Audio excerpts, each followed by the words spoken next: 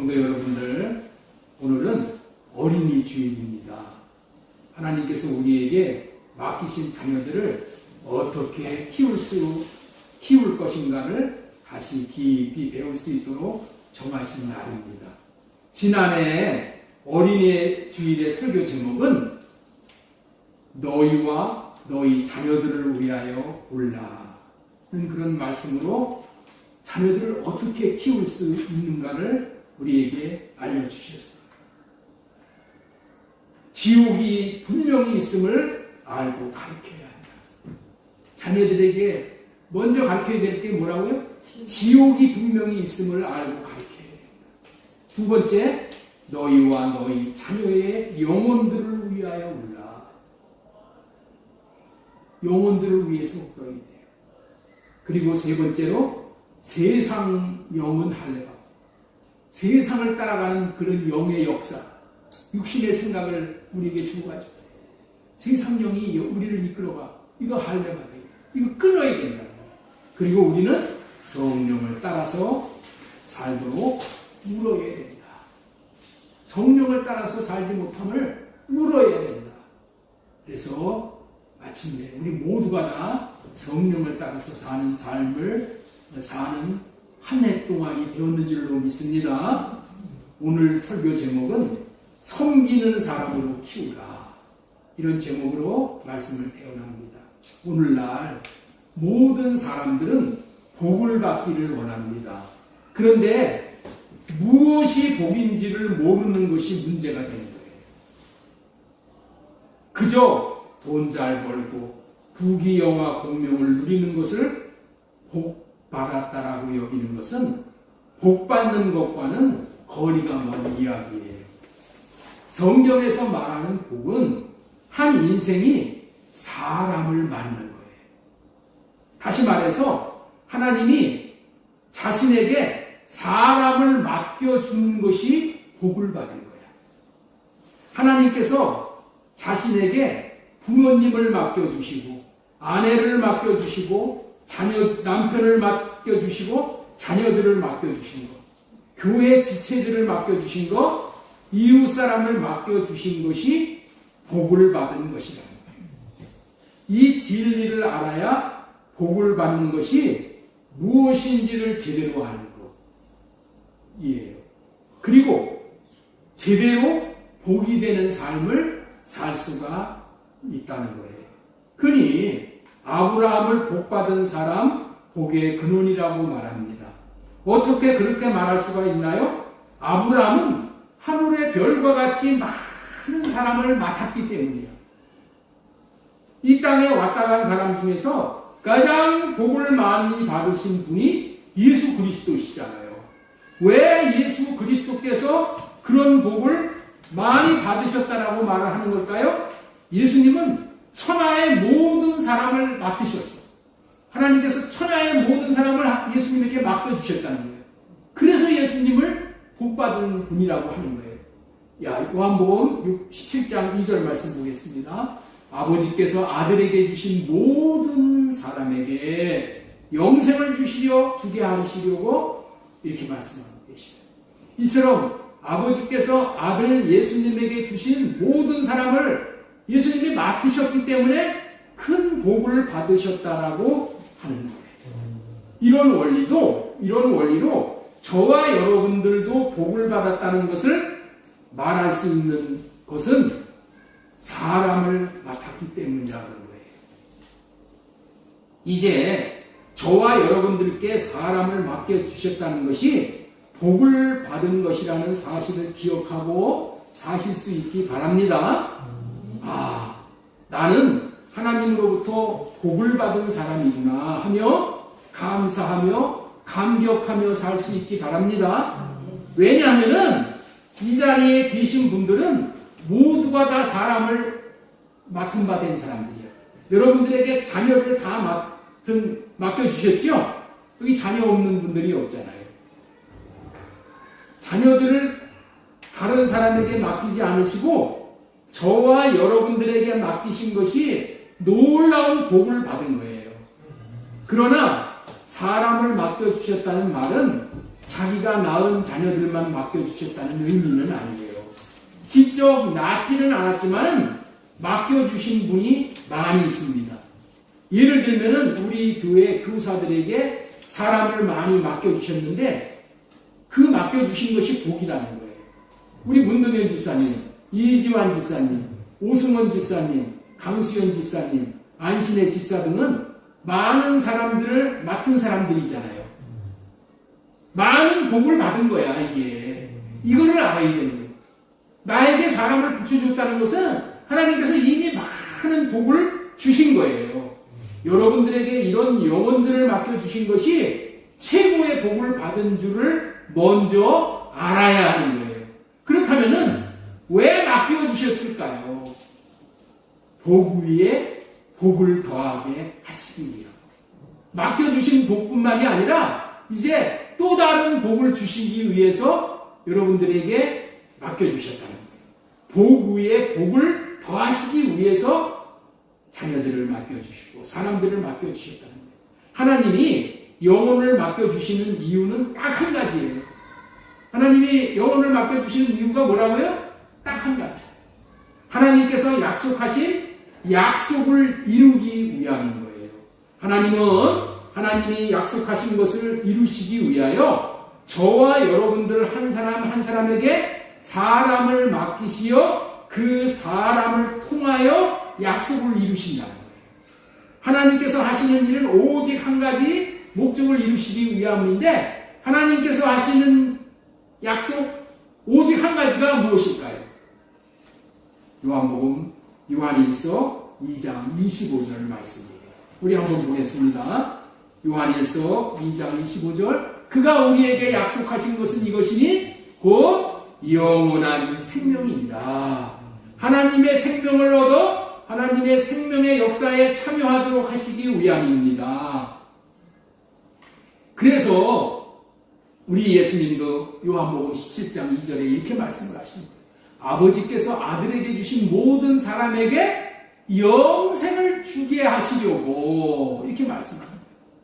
예수님은 자기들에게 맡겨주신 영혼들에게 뭐를 줬다고요?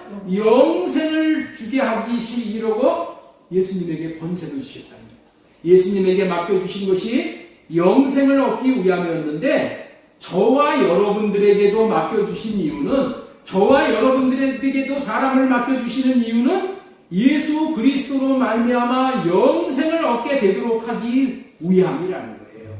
이 땅에서 해야 할 일은 하나님의 생명인 영생을 얻는 거예요. 이 땅에 사는 동안에 여러분들이 맡은 영혼에게 영원한 생명을 얻도록 해주면은 맡은 사람에게 해줄 수 있는 소임을 다 한 거야.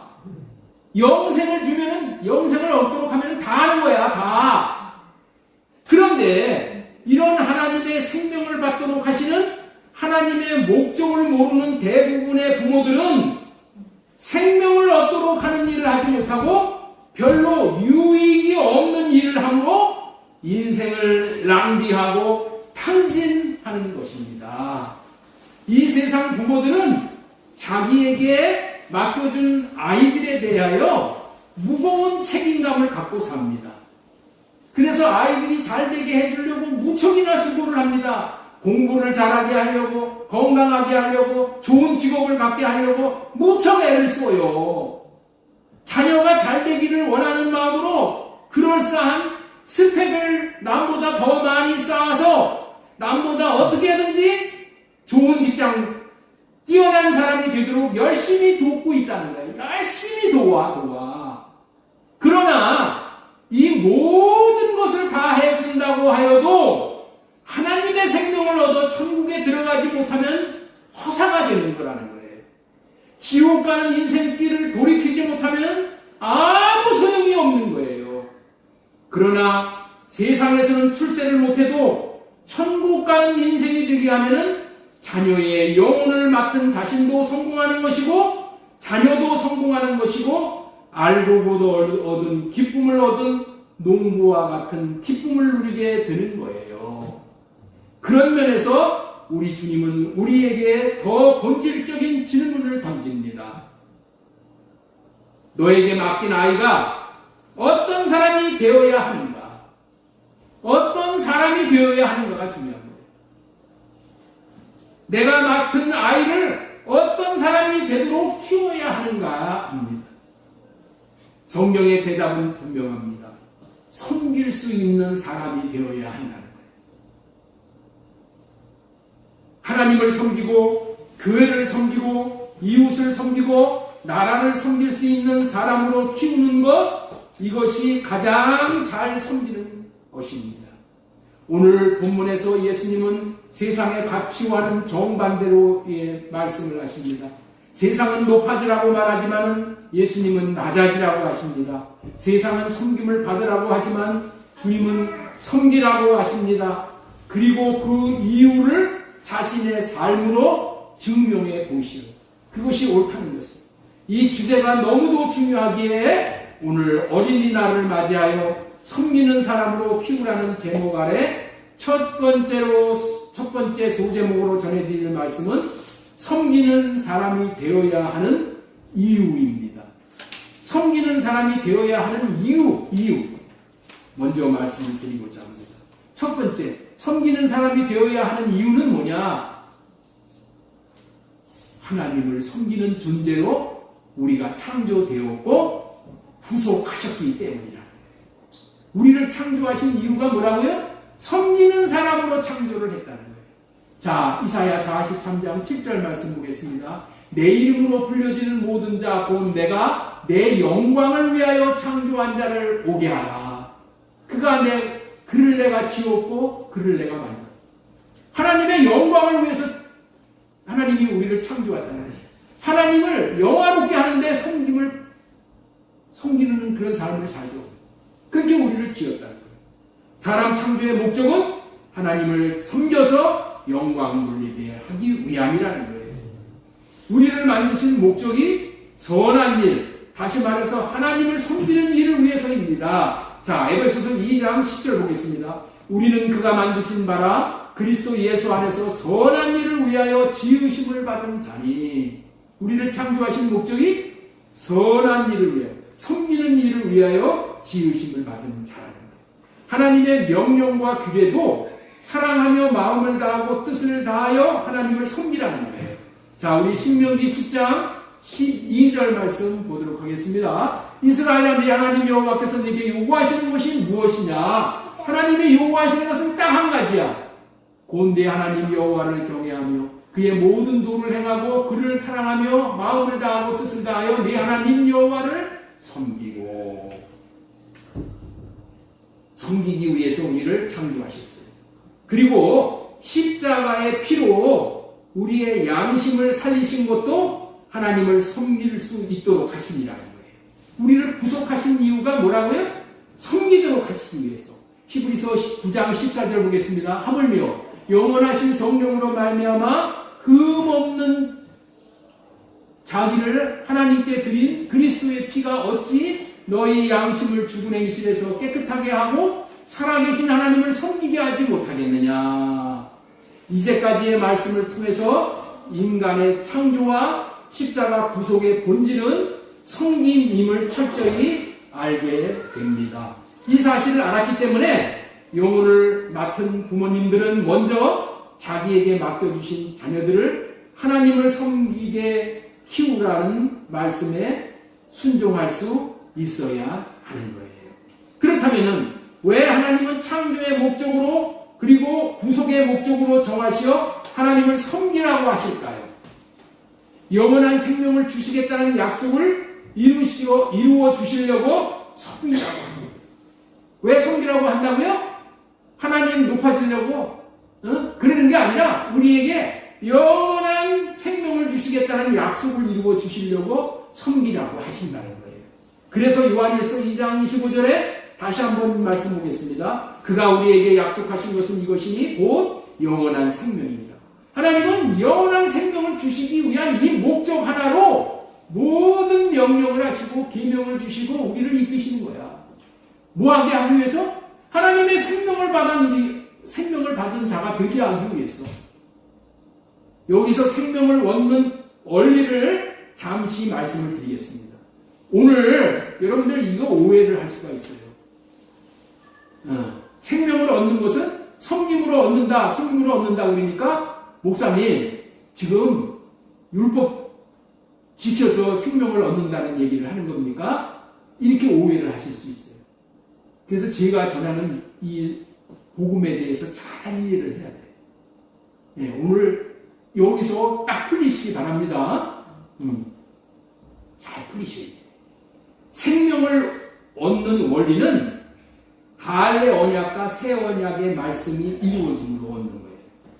사랑하게 하사 생명을 얻게 하시는 것입니다. 사람이 할례 언약과 새 언약을 이루어 주시기 위해 오신 예수 그리스도를 믿으면은 생명을 얻는 거야. 잘 들으셔야 돼. 여기 이제 잘 들으셔야 돼. 새 언약과 할례 언약을 이루어 주시기 위해서 오신 예수 그리스도를 믿으면은 생명을 얻어. 아시겠죠? 그래서 예수 믿으면 생명을 얻는다는 말이 이게 틀린 말이 아니야. 그런데 분별을 해야 되는 거예요. 예수 믿어서 새 언약의 중보자로 오신 예수를 믿어서 얻는 생명은 무슨 생명이냐? 씨 생명을 얻는 거예요. 아시겠어요? 씨 생명을 얻는 거예요. 농부가 밭에다가 씨를 뿌려주죠? 이 씨 생명을 받는 거예요. 이 씨 생명을 받는다는 얘기를 다른 말로 말하면 뿌리를 받는 거예요. 뿌리 생명을 받는 거예요. 예, 이거 생명 받는 겁니다. 생명 받은 거야. 그래서 이건 믿음으로 이 생명을 받는 거야. 그런데 이 생명이 그대로만 있으면 안 되는 거야. 이 생명이 자라나야 장성한 분량의 생명이 되는데 자라나게 하는 것이 섬기는 거라는 거예요. 자라나게 하는 것이 뭐라는 거예요? 섬김으로 인해서 내 생명이 자라난다니까. 사랑하게 하사가 뭐예요? 내 생명 자라게 하는 거예요.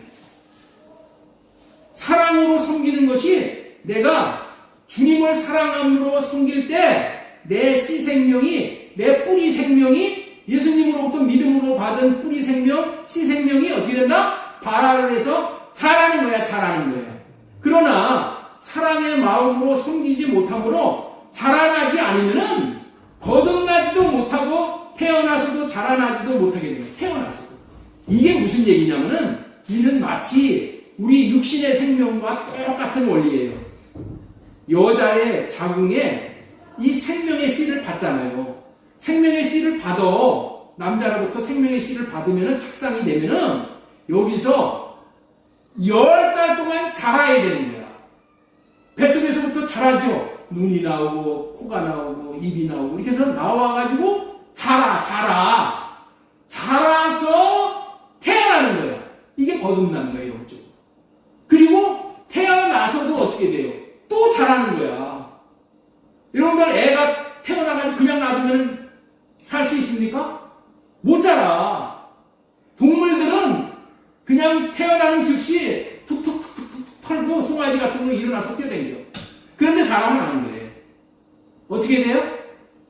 자라야 돼. 목도 못 가노.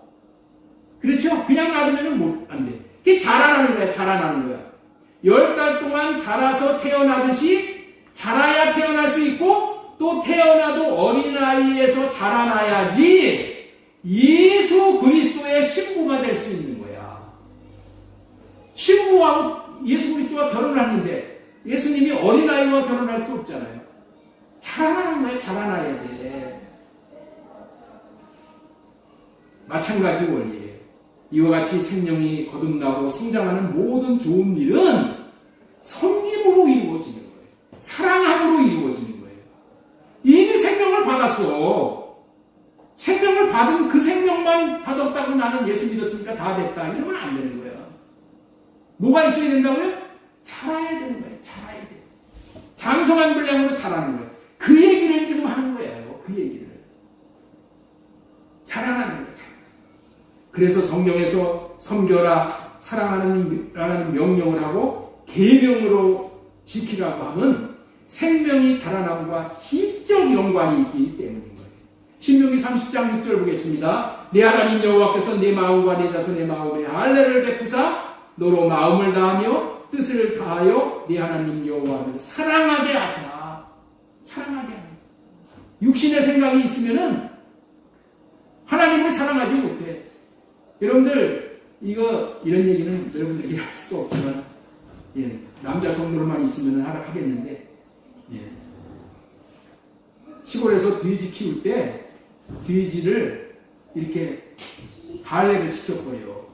그래야지 잘 자라. 딴 생각하지 않고. 에스겔 11장 19절 보겠습니다. 내가 그들에게 한 마음을 주고 그 속에 새 영을 주며 그 몸에서 돌 같은 마음을 제거하고 살처럼 부드러운 마음을 주어 내 율례를 따르며 내 규례를 지켜 행하게 하리니. 율례와 규례를 지킨다는 게 뭐야? 사랑하게 한다는 거야. 사랑하게 한다는 거야. 그래서 내 백성이 되고 나는 그들의 하나님이 되리라. 하나님은 언약하신 대로 생명을 주시기 위해 이 사랑의 섬김을 말씀하십니다. 생명을 주시기 위해서 이 말씀을 어떻게 받아야 되느냐? 생명이 자라게 하기 위해서 그렇게 받아들이면은 여러분들 아무런 꺼리낌이 없게 되는 건 줄로 믿으시기 바랍니다. 사랑의 섬김이 이토록 중요한 거예요. 저와 여러분들이 사람을 맞는 복을 받았는데 어린 영혼들이 이런 섬김의 삶을 살도록 해서 어린 영혼들의 속사람의 생명이 자라도록 도와주어야 하는 거예요. 그렇다면 어떻게 도울 수가 있습니까? 어떻게 도울 수가 있어요? 지식으로 말로 가르쳐서 되는 게 아니에요. 본을 보임으로 도울 수가 있는 거예요. 생명이 자라나는 것은 본을 보일 때 따라서 함으로 자라나는 거예요. 여러분들이 맡은 어린 영혼들도 여러분들이 본을 보이는 사랑의 섬김을 하도록 해서 생명이 자라도록 해야 잘 돕는 거예요. 이렇게 해서 부모와 자녀와 같이 자라는 거야. 부모와 자녀들이 어떻게 된다고요? 같이 생명이 자라는 거야. 옛날에 어른들이 하는 말이 있어요. 일찍 결혼을 하라는 거야. 그래서 일찍 애를 낳아가지고 부모와 애들이 같이 커야 된다고 했어. 예? 같이 커야 되는 거예요. 우리 영적인 원리는 어떻게 된다고요? 부모도 자녀들도 섬김을 통해서 같이 크는 거야. 같이 크는 거야.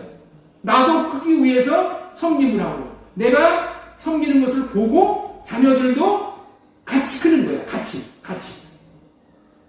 그럼 저와 여러분들은 어떤 본을 보여야 합니까? 오늘 어린이날을 맞이하여서 여기 어린이들이 없기 때문에 부모에게 전하는 말을 하려고 해요. 어떤 본을 보여야 되느냐는 말이야. 자녀들에게. 자녀들이 생명이 자라게 하는 본을 어떤 본을 보여야 되는가? 첫 번째로 예배드리는 섬김의 본을 보여야 돼요. 예배드리는 본을 보여야 되는 거예요. 하나님을 섬기는 것은 먼저 예배드리는 삶부터 시작이 되는 거예요. 예배의 섬김이 생명의 자라남의 복을 받는 시작인 거예요. 하나님이 약속하신 생명을 받는 시작이에요. 예배를 드리는 섬김의 삶이 없으면은 하나님은 아무것도 해주실 것이 없을 만큼 예배가 중요한 거예요. 여러분들 예배를 드리지 않고 이 시간도 다른 데 가가지고 뭐 낚시터에 가서 있거나 무슨 여행을 다니고 그러면은 하나님이 여러분들을 섬겨주실 수가 없어.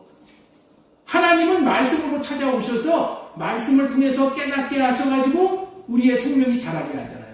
그런데 예배를 드리러 나오지를 않으면은 어떻게 하나님이 해주실 수가 없다는 거예요.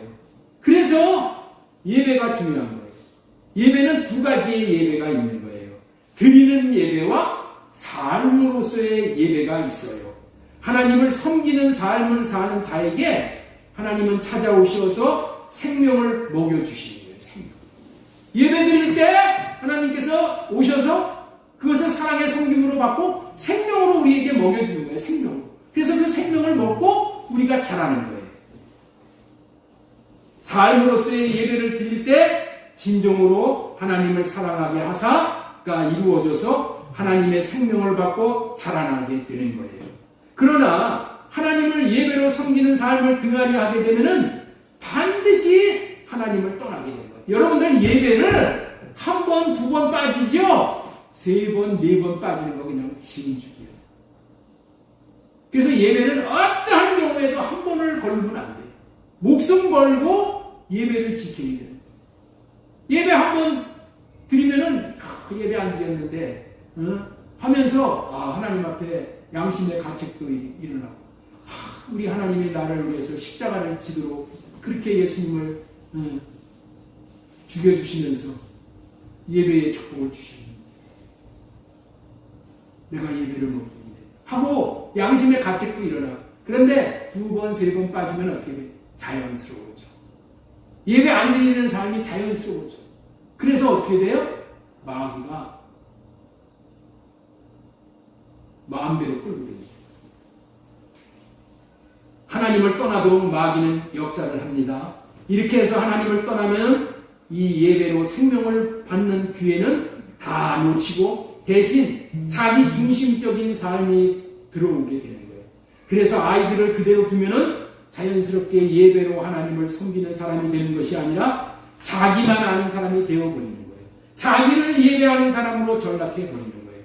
그러므로 섬김은 예배로 시작하고 또 예배를 통해서 주시는 말씀에 순종해서 섬김의 훈련을 함으로 생명을 받고 생명이 자라나게 할 수 있는 최고의 삶이 예배입니다.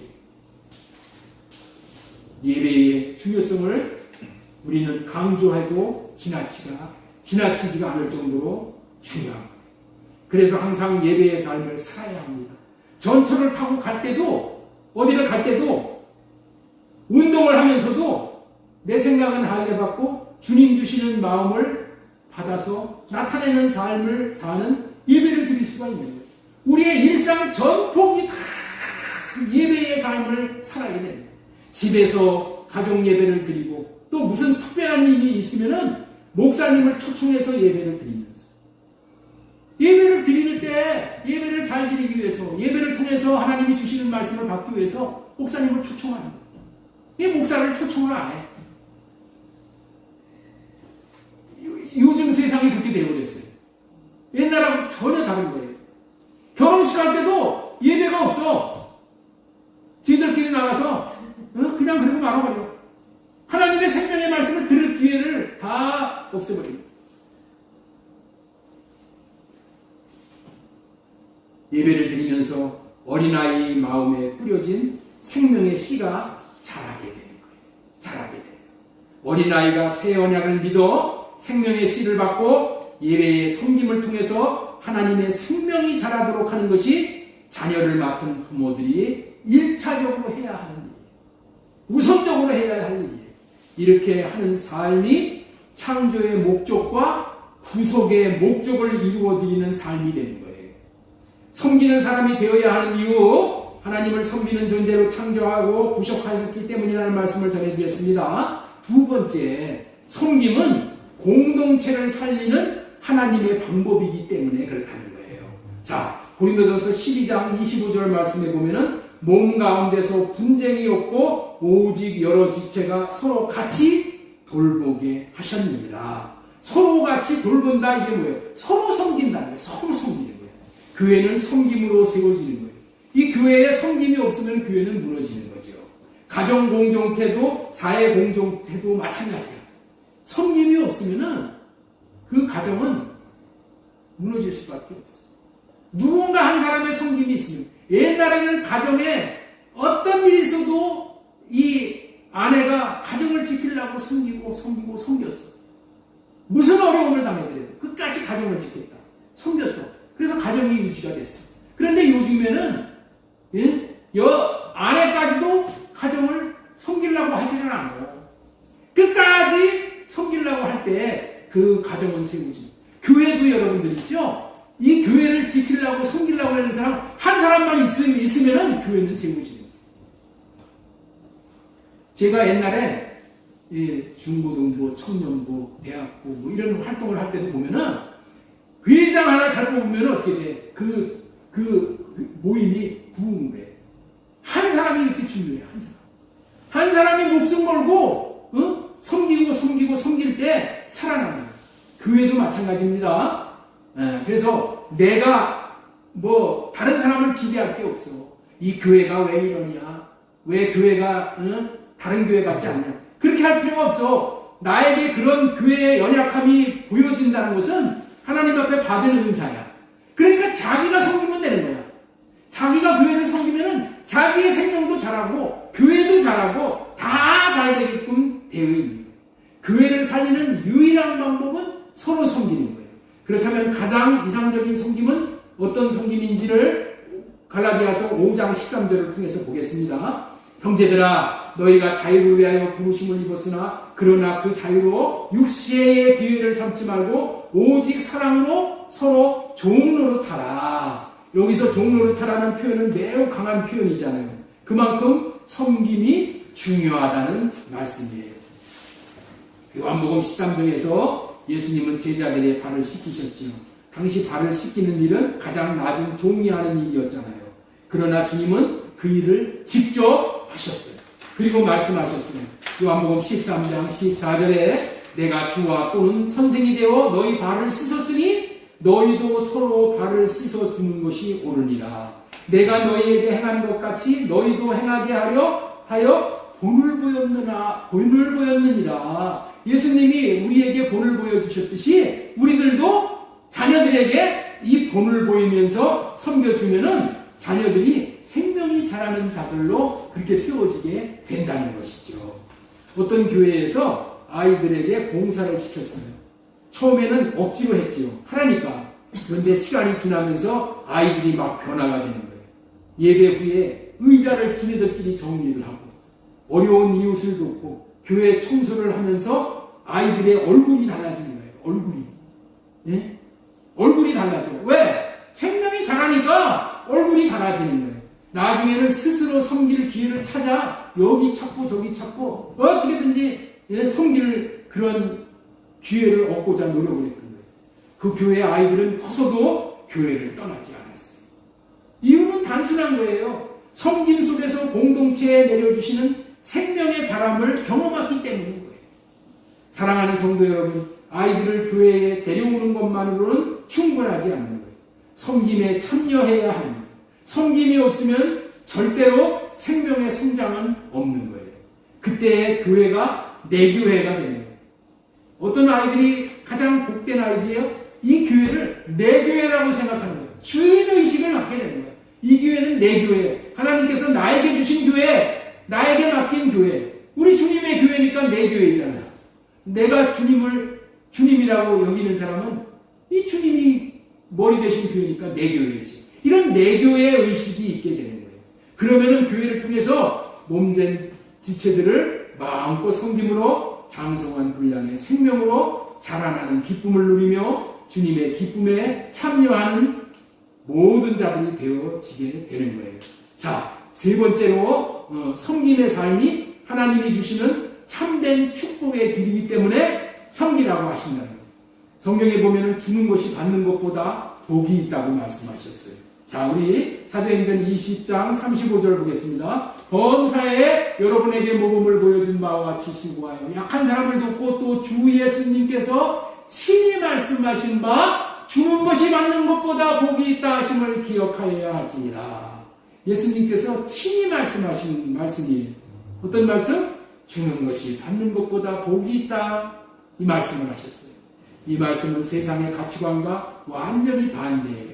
세상은 받는 것이 복이라고 말합니다. 그러나 하나님은 주는 것이 복이라고 말합니다. 마태복음 23장 11절 너희 중에 큰 자는 너희를 섬기는 자가 되어야 하리라고 말씀하십니다. 제가 우리 아이들을 머리가 될지언정 꼬리가 되지 않고 위에 앉을지언정 아리가 되지 않게 하시옵소서. 이렇게 기도를 해요. 뭐를 염두에 두고? 이 말씀을 염두에 두고 섬기는 자가 되라는 그런 말씀으로 섬기는 자가 될 수 있도록 그렇게 기도하는 거예요. 하나님이 섬기는 삶을 살고 낮아지는 삶을 살면은 하나님이 높여주셔. 하나님이 해주시는 거예요. 요셉을 보세요. 그는 형들에게 팔려가고 억울한 일을 당했지만은 어디 가든지 맡겨진 자리에서 섬겼어요. 보디발의 집에서도 감옥에서도 섬겼습니다. 삶으로서의 예배를 드렸다는 의미지요. 결국 하나님은 그를 애굽의 총리로 세우셨어요. 애굽의 총리를 어떻게 세워주셨을까요? 요셉의 인생을 바꾼 것은 환경이 아니라 섬김으로 생명이 자랐기 때문에 그런 거야.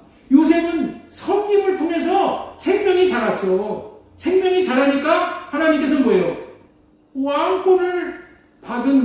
전권을 받은 총리로서 왕같이 왕노릇할 수 있는 그런 자리까지 높여주는 거라니까.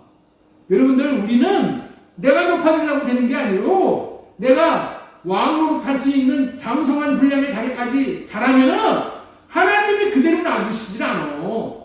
하나님이 쓰셔가지고 나를 높여서 그거를 쓰게 하신다는 거예요. 세계적으로 존경받는 지도자들의 공통점은 서번트 리더십이에요. 서번트가 뭐예요? 종. 섬기는 리더십이라는 거예요. 낮아져 섬길 때 오히려 더 큰 영향력을 미치게 된다는 거예요. 우리 아이에게 이렇게 가르쳐야 합니다. 높아지려 하지 말고 섬겨라. 인정받으려고 하지 말고 사랑하라. 받으려 하지 말고 나누어라. 이 가치가 심겨질 때 아이는 세상 속에서도 흔들리지 않습니다. 이유는 생명이 장성한 분량으로 자라기 때문에 그런 거예요. 사랑하는 성도 여러분, 어린이 주일을 맞이하여 우리는 분명한 결단을 해야 합니다. 우리 자녀를 세상적으로 성공하는 사람으로만 키울 것인가, 아니면 하나님이 기뻐하시는 사람으로 키울 것인가. 정답은 분명한 것입니다. 섬기는 사람으로 키워야 합니다. 하나님을 예배로 섬기고 교회를 섬기고 이웃을 섬기고 나라를 섬기는 사람이 되도록 하는 이 길입니다. 오늘 찬양 우리 불렀습니다. 갈 길을 밝히 보이시니. 갈 길을 밝히 보였어. 우리가 갈 길이 뭐라고요? 섬기면서 가는 거예요. 섬기면서. 하나님의 생명을 받고 하나님의 생명이 자라도록 키우는 것보다 잘 키우는 것이 어디 있겠습니까? 없어요. 하나님의 생명이 자라는 것보다 잘 키우는 길은 없어요. 우리 자신들을 돌아보는 시간을 갖기 원합니다. 나는 아이들에게 섬김을 가르치고 있습니까? 아니면 성공만을 가르치고 있습니까? 아이들은 말로 배우지 않습니다. 부모와 교회의 모습을 보고 배웁니다. 그러므로 우리가 먼저 섬기는 삶을 살아야 합니다. 그래서 같이 자라야 합니다. 부모와 아이와 같이 자라는 거예요. 목사와 성도들이 같이 자라는 거예요. 목사라고 직분이 자라게 해주는 거 아니에요. 목사가 천국 가는 거, 천국에서 왕으로 타는 거 아니에요. 어떻게 해야 되나? 섬기는 거예요. 이렇게 기도했으면 좋겠습니다. 하나님, 우리 자녀들을 섬기는 사람이 되어줘. 우리 자녀들이 섬기는 사람이 되어줘.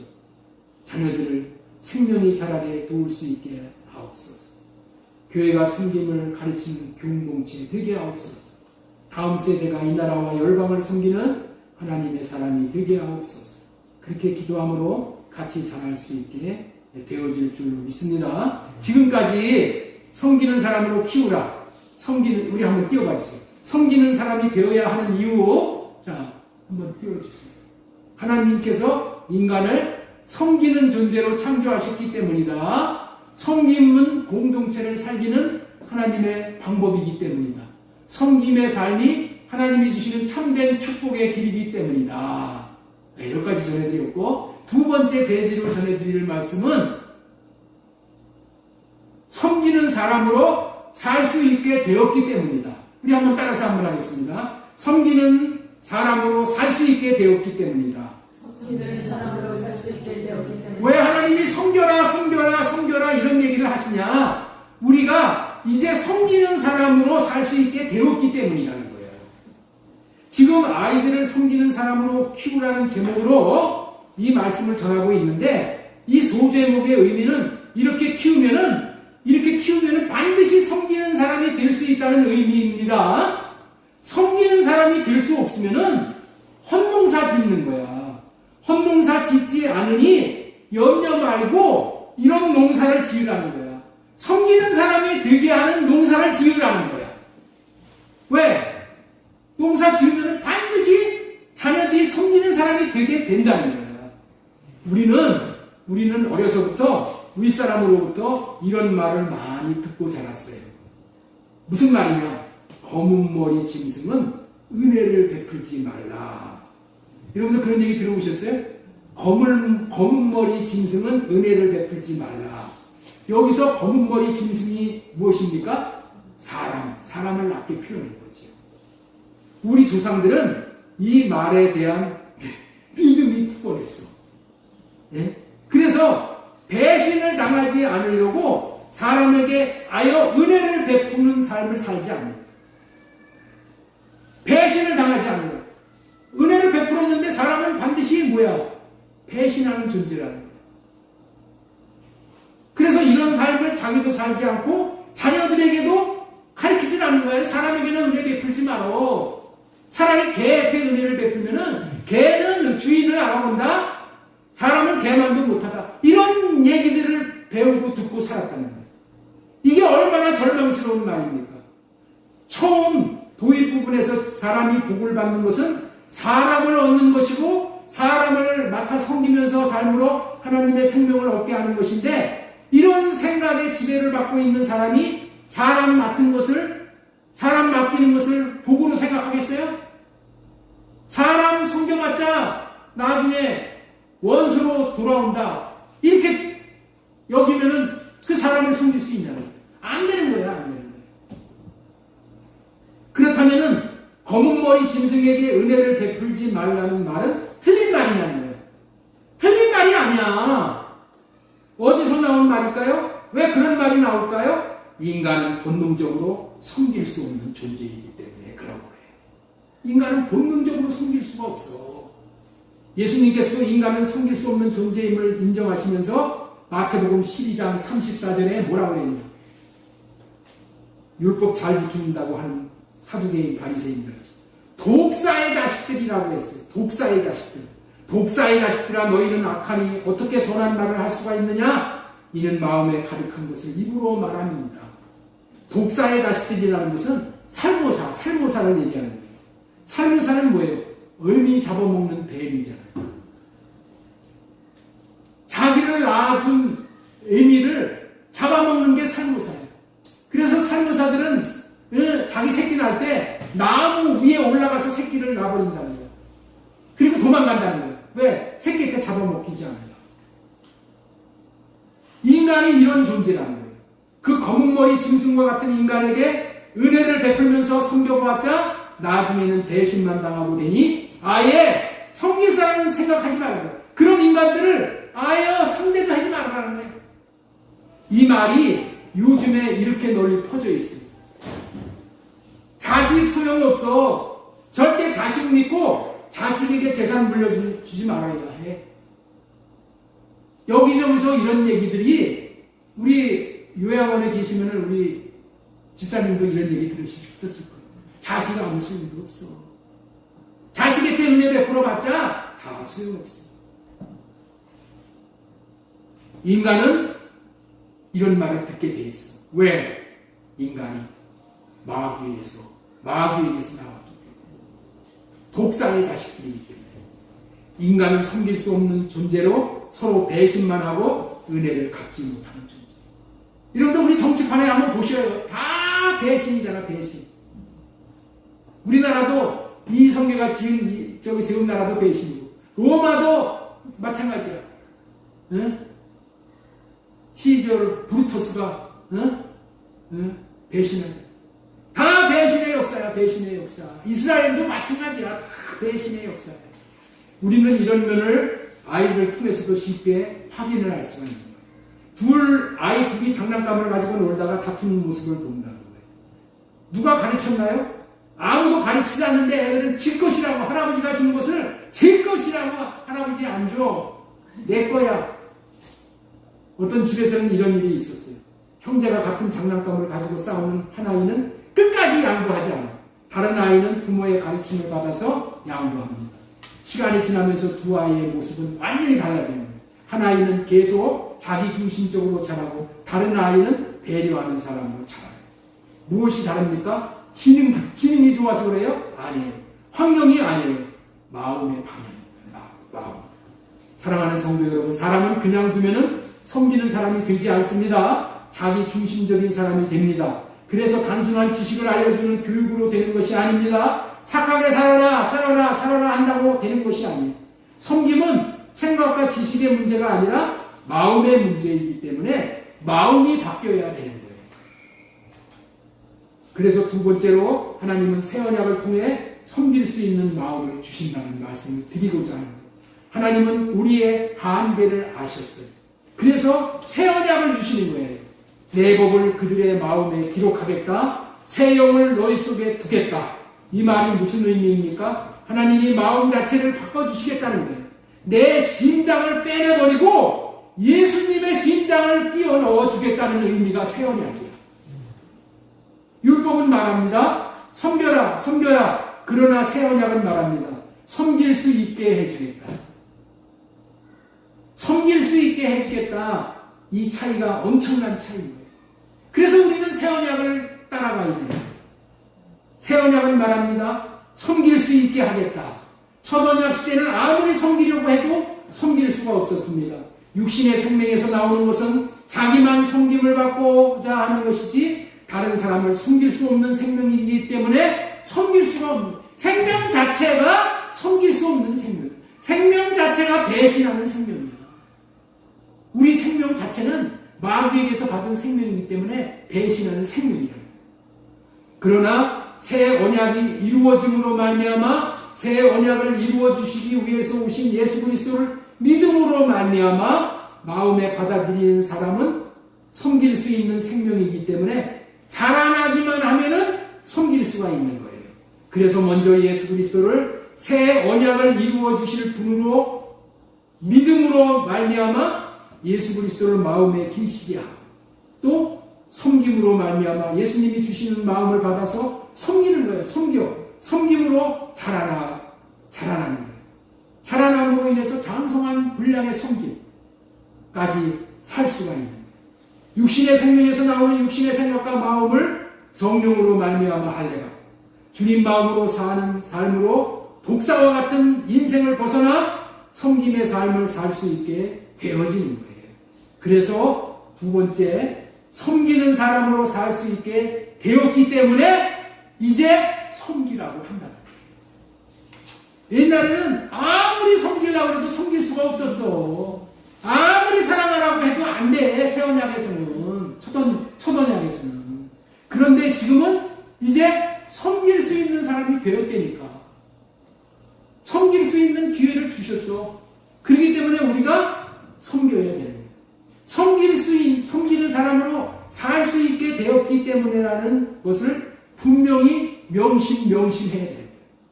예수 그리스도를 새 언약의 중보자로 믿은 사람은 이제 섬길 수 있는 사람이 되어진 거예요.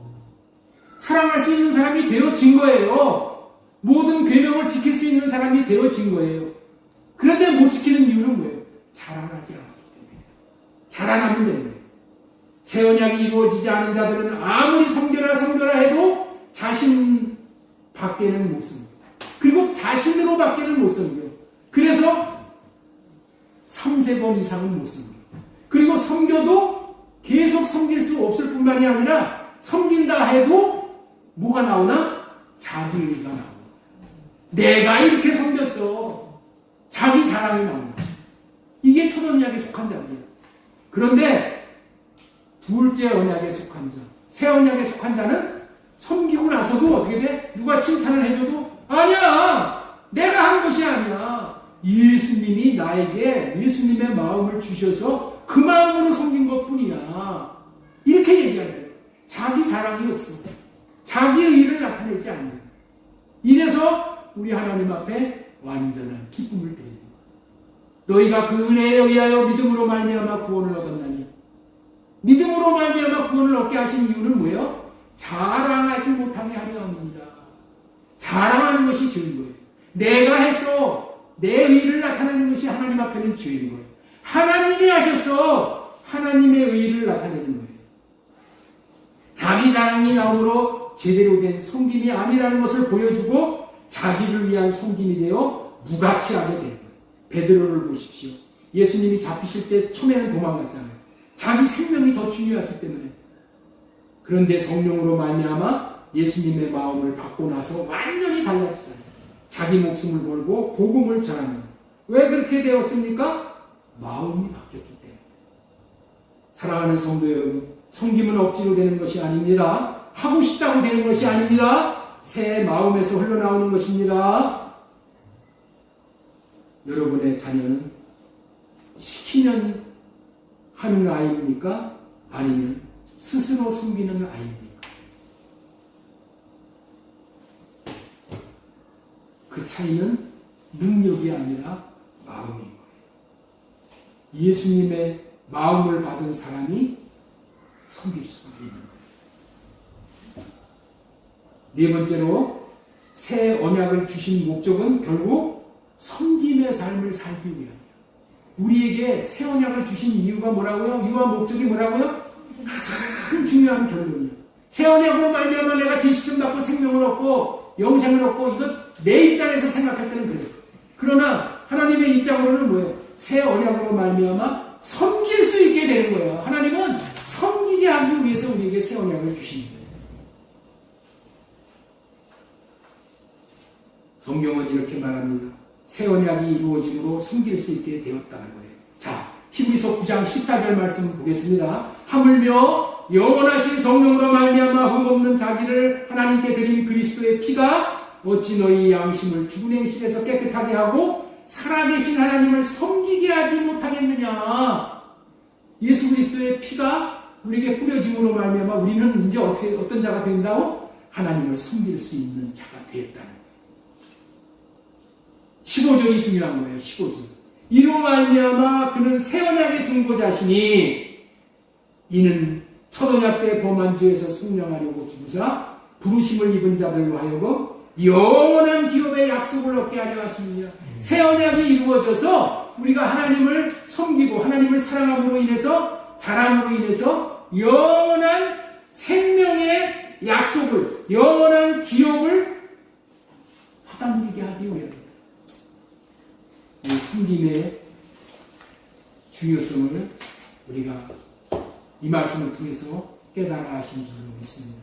왜 새 언약을 이루어 주십니까? 하나님 사랑, 이웃 사랑의 섬김의 삶을 살아 생명의 기업을 받게 하시기 위함입니다. 자, 옆에 있는 분에게 한번 축복해 주세요. 새 언약을 이루어 주신 이유가 무엇인지를 아십니까? 섬김의 삶을 삶으로 생명의 기업을 받도록 하기 위함입니다. 섬김으로의 삶을 삶으로 생명의 기업을 받기 위함 거예요. 사람은 그냥 섬기는 사람이 되지 않습니다. 예수님의 마음을 받는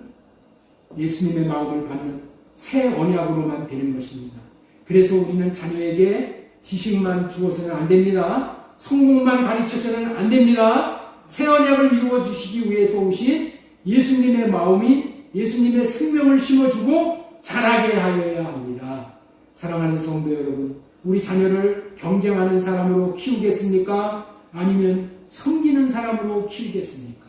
섬기는 사람으로 키우는 것이 가장 잘 키우는 것입니다. 그리고 그것은 새 언약 안에서만 가능합니다. 이렇게 기도할 수 있었으면 좋겠습니다.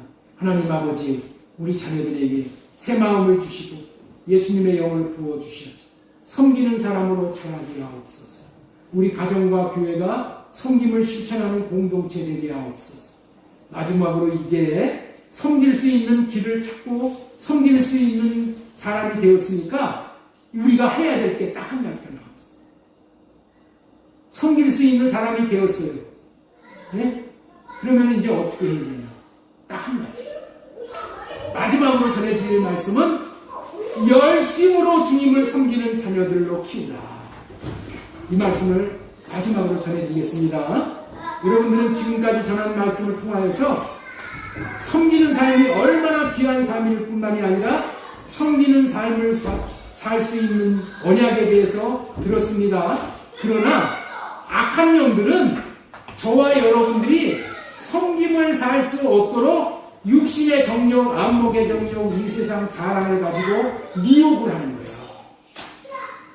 그래서 짧은 인생을 낭비하고 탕진해서 하나님을 섬기고 교회를 섬기고 영혼들을 섬길 수 있는 시간을 송두리째 빼앗아가는 거예요. 노세 젊어서 노세 늙어지면 못 노나니 노는 거야. 자기를 섬기는 거야. 젊어서 노는 거야. 젊어서 놀다 보면 시간이 다 갑니다. 마귀가 이렇게 저렇게 해서 빼앗아가는 거야. 섬길 수 있는 시간을 다 뺏겨버려. 우리는 정신을 바짝 차리고 섬김으로 생명을 얻어 자라는데 최선을 다해야 됩니다. 어려서부터 조기 교육을 해야 돼. 뭐를 조기 교육을 해? 피아노 치는 조기 교육. 뭐 영어 배우는 조기 교육. 이런 조기 교육 중요한 것이지만 그것보다 조기 교육을 뭘 해야 되냐? 섬기는 조기 교육. 어려서부터 애만 섬겨주는 것이 아니라 엄마를 섬기고 아버지를 섬기고 교회를 섬기고 이런 것을 섬기는 교육을 보여줘야 돼. 그리고 예배드리는 본을 보여줘야 돼. 가정에서도 예배드리고 교회 와서도 예배드리자. 예배드려야 한다. 하나님 섬기는 본을 보여주는 거예요. 본을 보여주는 거예요. 이런 것을 할 때 어떻게 해야 된다고요? 열심을 다해서 해야 돼요. 열심을 다해서. 새 언약의 중보자 예수 그리스도를 믿는 사람은 이제 양심이 살아나는 사람입니다. 그래서 섬길 수 있는 분들이 되었습니다. 섬김의 삶을 살아내어 자녀들에게 본을 보임으로 생명이 장성한 분량으로 같이 자라야 합니다. 그런데 유념할 것은 뭐 해야 된다? 열심을 내야 되는 거예요. 온 마음을 다해야 되는 거예요. 그러면은 온 마음을 다해서 한 가지 목표를 향해서 달려가지 않으면은 목표를 잊어버려요. 세상에 눈을 빼앗겨 흐지부지 돼요. 흐지부지 돼요. 그래서 주님이 명령하셔요. 자, 계시록 3장 19절 보겠습니다. 무릇 내가 사랑하는 자를 책망하여 징계하노니 그러므로 네가 열심을 내라. 회개하라. 이제까지 돌이키고 회개하고 열심을 내라. 자, 로마서 12장 11절 부지런히 게으르지 말고 열심을 품고 주를 섬기라. 띄워주세요. 부지런히 게으르지 말고 열심을 품고 주를 섬기는 일에 열심을 품으라는 거예요. 자, 디도서 2장 14절 우리를 깨끗하게 하사 선한 일에 열심하는 백성이 되게 하려 하십니다. 우리 하나님이 하시는 목적은 뭐예요? 선한 일에 열심하는 백성이 되게 하려 하십니다. 새 언약의 복음을 깨달은 목적 자체가 열심히 있는 삶이라는 것을 보여줍니다. 베드로전서 1장 22절 보겠습니다. 여러분은 진리에 순종함으로 영혼을 정결하게 하여서 꾸밈없이 서로 사랑하기에 이르렀으니 사랑할 수 있게 되었다는 거예요. 사랑할 수 있게 되었습니다, 지금. 그러니까 어떻게 돼요? 마음으로 서로 뜨겁게 사랑하라. 양심이 살아나서 섬김의 삶을 살 수 있게 되었다는 것을 알았다면 이제 어떻게 돼요? 반응이 있어야 된다는 거예요. 차가운 신앙, 형식적인 신앙, 머리로만 아는 신앙에 머물러서 안 되고 살아난 양심은 하나님을 향해 뜨거워지고 형제를 향해서 뜨거워지고 교회를 향해서 뜨거워지고 뜨거운 열심으로 살라는 거예요. 주님, 예수님의 보혈로 내 양심을 살리셨으니 이제 식지 않는 뜨거운 사랑으로 섬기게 하여 주시옵소서. 형제를 향해, 교회를 향해, 주님을 향해 마음으로 뜨겁게 사랑하게 하여 주시옵소서. 이제까지는 뜨뜻미지근한 신앙으로 내가 살았습니다. 뜨겁게 사랑함으로 섬기는 삶을 살아가는 성도들이 다 되게 하시고 자녀들에게도 뜨겁게 주님을 사랑하는 사랑으로 섬기는 본을 보여주심으로 함께 섬기는 삶을 살 수 있는 계기가 되는 어린이 주일과 앞으로의 나날들이 되시기를 주 예수님의 이름으로 축원합니다. 아멘. 하나님